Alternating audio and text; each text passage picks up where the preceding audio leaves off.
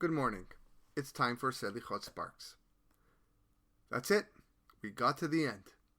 Selihot concludes with chapter 130 in Tehillim.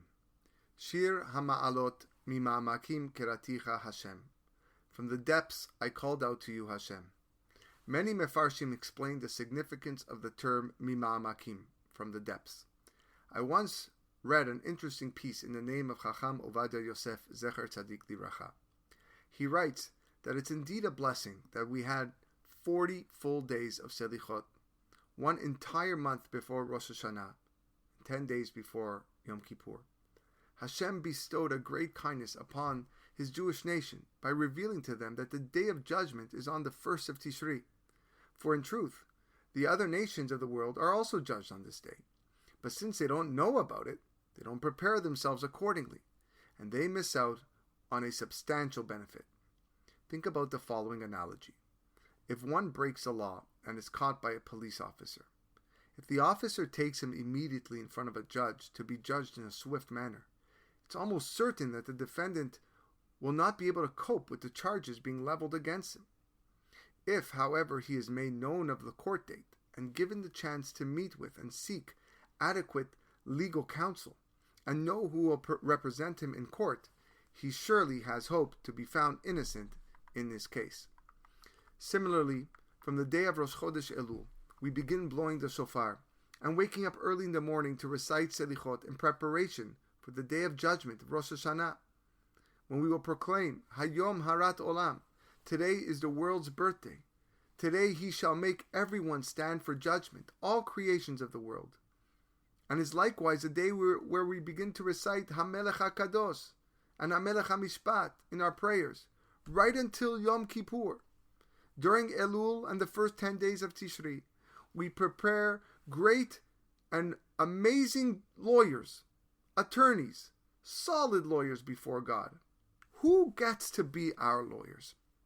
The answer: our attorneys are the Torah, mitzvot, and worthy deeds that we perform. The Tosefta states that charity and acts of kindness are great defenders between Israel and their Father in heaven. We have also learned in Pirkei Avot that one who performs one mitzvah acquires for himself one defending attorney. If the defender is strong and mighty, such as one formed by a Torah scholar who delves into Torah, certainly the other prosecuting angels will only be like small foxes in comparison, and one roar from the defending angel shall be enough to silence them all. As we say in Selihot, seal the mouth of the Satan so that he may not prosecute us. And we want a good speaking advisor to stand up for us and speak our righteousness. That's a tremendous opportunity to allow us to be found innocent in the eyes of Hashem. And I say, maybe this is the meaning of Mima'amakim, from the depths. We started so low. We were so far back. But it was done purposely. Every day we take another step up the mountain, climbing from the depths of sin and impurity to a level right near Hashem. Every mitzvah, every act of kindness is another jump up in the right direction. It's another lawyer that's signed on to fight for our cause.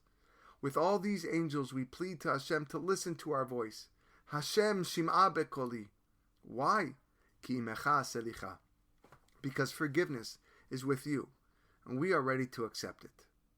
You've been listening to Selihot Sparks, a division of the Finding Holiness podcast. A big shout out once again to our anonymous sponsors who helped make this 40-day series a grand success.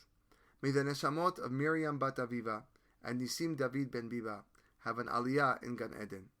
Wishing all our listeners a chatima tova, tzisku leshanim rabot na'imot vetovot. Have a meaningful fast, and don't forget that holiness matters.